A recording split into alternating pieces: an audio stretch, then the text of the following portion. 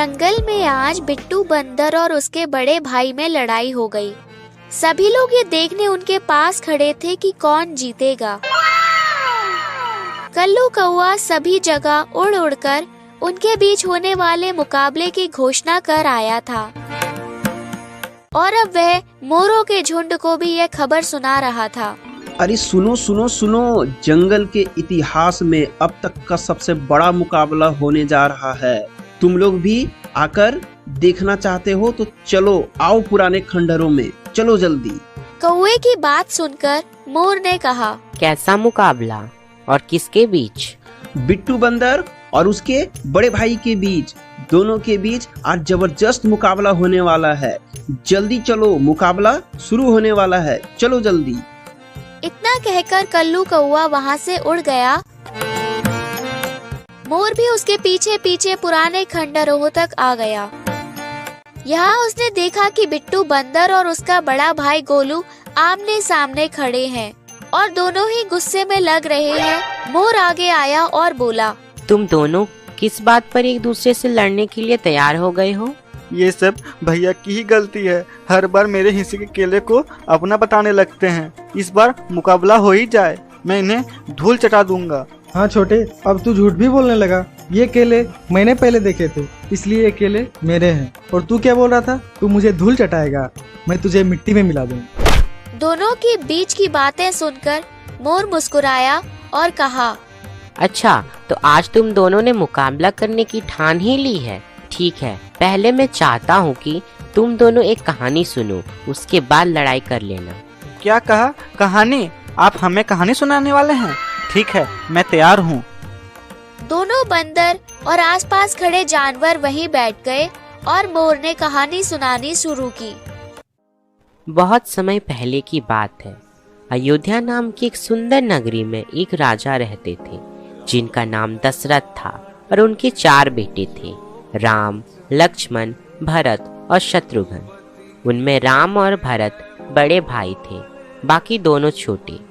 राम की सौतेली माँ कैकेयी ने अपने बेटे भरत को राजा बनाने और अयोध्या का राजपाट दिलवाने के लिए महाराजा दशरथ से 2 वरदान मांगे। पहला वरदान था कि उनके बेटे भरत को राजा बनाया जाए। दूसरा वरदान ये था कि राम को 14 वर्ष का वनवास दिया जाए।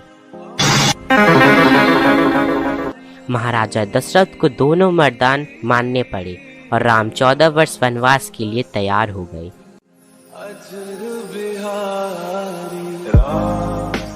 राम के साथ उनके भाई लक्ष्मण भी जाने लगे।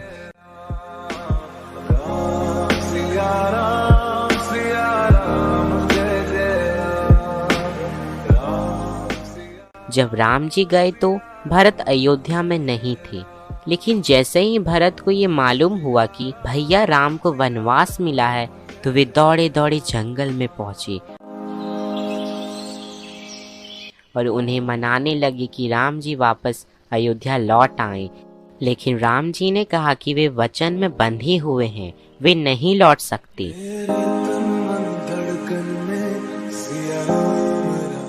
उसके बाद भरत जी ने राम जी की चरण पादुकाएं ली और उनका ही राज्याभिषेक कर खुद राम जी का सेवक बन राजकाज संभालने लगे।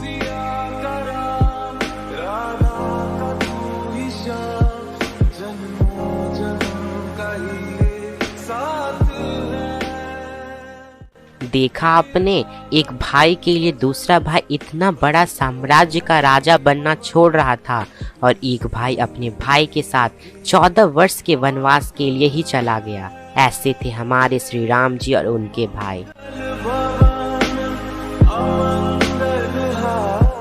अच्छा चलो, अब बातों बातों में बहुत सा समय निकल गया, तुम लोगों को मुकाबला शुरू करना चाहिए।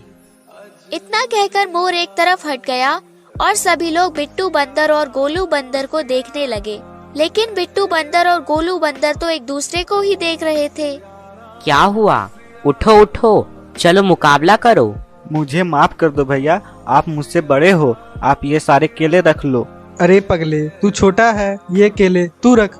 दोनों की बातें सुनकर कल्लू कौआ बोला, अरे भाई, इससे अच्छा तुम लोग दोनों केले बांट के खा लो, वरना अब तुम लोग इसी बात पे लड़ोगे कि केले तुम खा लो, तुम खा लो, तुम खा लो।